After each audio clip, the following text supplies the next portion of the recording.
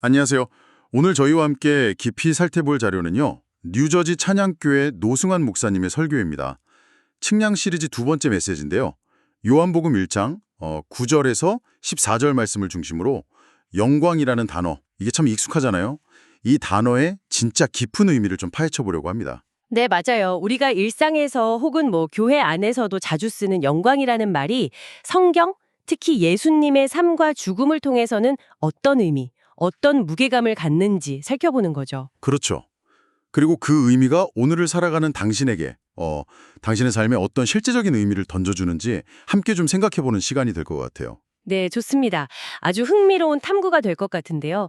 그럼 어디부터 시작해 볼까요? 역시 영광, 이 단어 자체부터 좀 봐야겠죠? 네, 그게 좋겠네요. 설교에서 그 얼굴이라는 단어의 옛 의미가 몸 전체였다 이런 비유를 드셨는데 이것처럼 영광에도 우리가 잘 모르는 원래 의미가 숨어 있는 건가요? 네, 그렇습니다. 오늘 주목할 히브리어 단어가 바로 카보드인데요. 이걸 보통 영광으로 번역하죠. 카보드요? 네. 근데 놀랍게도 그 어원이 간이었어요. 네, 간이요. 우리 몸에 있는 장기요. 네, 맞습니다. 간이요. 고대 사람들이 볼 때 가장 무거운 장기였거든요.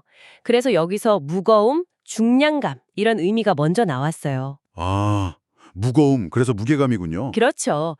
이 무게감이라는 뜻이 점차 확장돼서 재산, 명예, 가치, 존재감 이런 의미로 쓰였고요. 그리고 궁극적으로는 하나님의 본질적인 속성, 그분의 어떤 헤아릴 수 없는 중요성, 그 무게감을 뜻하게 된 겁니다. 이야, 간에서 시작해서 하나님의 본질적인 무게감까지 정말 생각지도 못한 연결이네요. 그럼 그런 무게감이라는 관점으로 보면 요한복음 1장 14절에서 우리가 그의 영광을 보았다고 했을 때 그건 우리가 흔히 생각하는 번쩍번쩍한 그런 영광과는 다른 걸 봤다는 거겠네요. 정확합니다.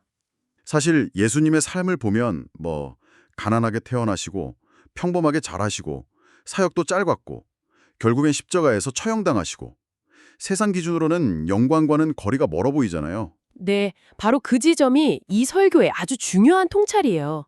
역설이죠. 성경은 예수님의 가장 비참해 보이는 그 순간, 그러니까 요한복음 12장에서 말하는 것처럼 십자가에서의 그 죽음이야말로 하나님의 영광, 그분의 본질적인 가치, 그 무게감이 가장 확실하고 뚜렷하게 드러난 사건이라고 선언하거든요. 십자가에서요. 세상의 성공과는 정반대인데요. 그렇죠. 이게 바로 세상의 가치관과는 완전히 다른 하나님 나라의 가치관을 보여주는 거예요. 으뜸이 되려면 종이 되어야 하고 위대해지려면 섬기는 자가 되어야 한다는 그 말씀처럼요. 아, 그래서 설교에 나온 그 실패한 선교사님 이야기나 또 정의를 위해 해고당한 은행원 이야기가 그런 맥락이었군요. 네, 맞습니다. 세상 기준으로는 실패고 손해고 어떻게 보면 좀 안타까운 상황인데 그분들은 오히려 그 속에서 하나님의 무게를 경험하고 그 영광에 참여하고 있다고 고백하는 모습, 그게 참 인상 깊었어요. 쉽지 않을 텐데 말이죠. 정말 그렇죠. 우리 본능이나 세상이 말하는 성공 기준과는 정면으로 부딪히는 거니까요. 그런데 바로 이 지점에서 설교는 우리, 그리고 당신에게 도전을 던지는 거죠. 이 놀라운 영광, 이 다른 차원의 무게감이라는 개념을 그럼 우리는 어떻게 우리 삶 속으로 가져올 수 있을까 하는 질문이요. 네, 개념을 이해하는 것도 중요하지만 결국 이걸 어떻게 내 삶에서 살아낼 거냐, 이게 핵심인 것 같아요. 설교에서 구체적인 제안들도 있었죠. 네, 있었습니다. 크게 세 가지로 나눠볼 수 있을 것 같은데요. 첫 번째는 당신이 지금 추구하고 있는 영광의 내용이 뭔지 한번 정직하게 점검해 보자는 거예요. 내 영광의 기준을 점검한다? 네, 매일 잠깐이라도 멈춰서서 생각해 보는 거죠.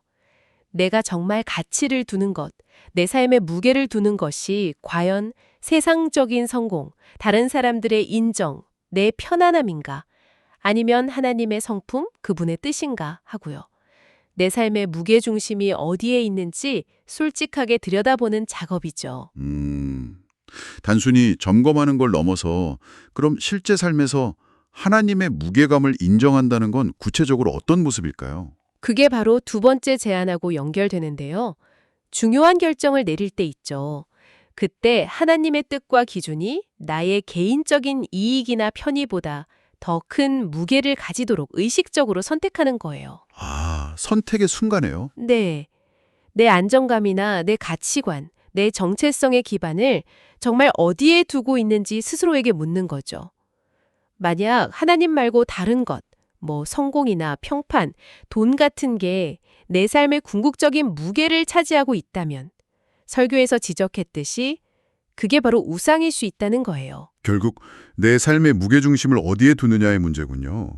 이게 말은 쉬운데 참 어렵지만 중요한 도전인 것 같습니다.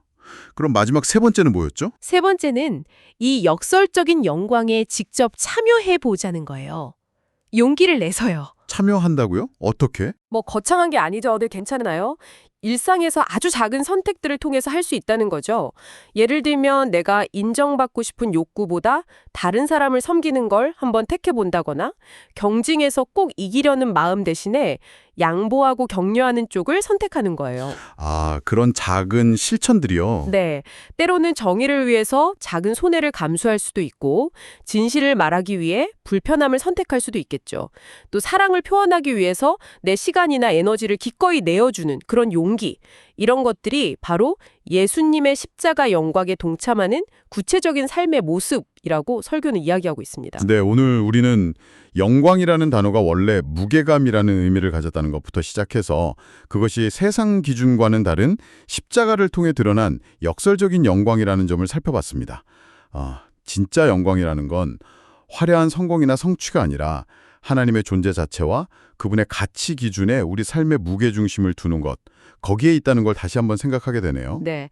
그래서 마지막으로 당신에게 이런 질문을 한번 던져보고 싶습니다. 만약에요, 하나님의 영광이 모든 것을 내어주신 십자가의 그 자기 비움과 희생에서 가장 충만하게, 가장 무겁게 드러났다면 오늘 당신의 삶에서 감수하는 아주 사소해 보이는 불편함이나 손해 혹은 작은 섬김의 행동들이 있을 거잖아요. 예를 들어 뭐 편안함 대신 정직함을 택한다거나 내 이익보다는 다른 사람을 먼저 생각하는 그런 순간들이요.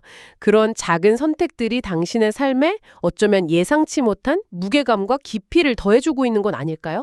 한번 깊이 성찰해 보시면 좋겠습니다.